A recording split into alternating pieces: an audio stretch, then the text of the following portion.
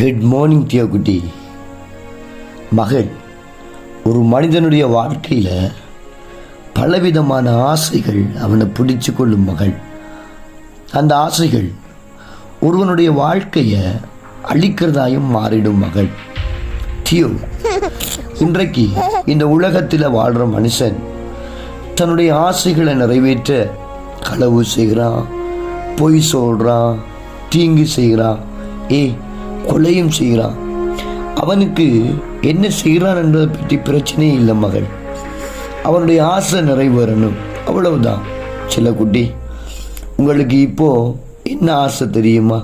ஏதாவது எடுக்கிற பொருளெல்லாம் வாயில் வைக்கணும், தலைமுடியை பிடிச்சி பிக்கணும், நல்லா புதுனை பார்க்கணும், அவ்வளவுதான் குட்டி.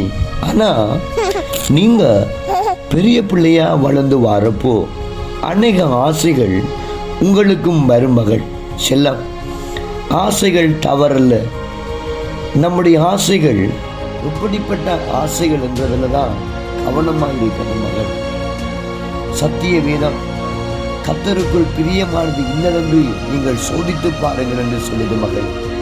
நீங்கள் ஆசைப்படுறது தப்பில்லை குட்டி.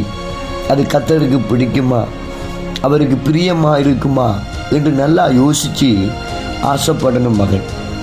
தெய்வத்துக்கு பிரியமான எந்த ஆசையும் தீங்க ஏற்படுத்தவே மாட்டாதுடா.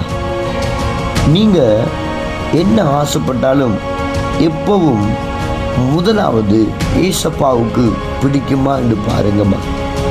அவருக்கு பிடிச்சிருந்தா உங்களுக்கு பிடிச்சதை நிச்சயமா தருவாரு குட்டி. அப்போது நீங்களும் ஹாப்பியாக இருப்பீங்க. நீங்கள் ஹாப்பியாக இருந்தா அப்பாவும் ஹாப்பியாக இருப்பீங்க இல்லையா? ஓகேவா குட்டி? God bless you.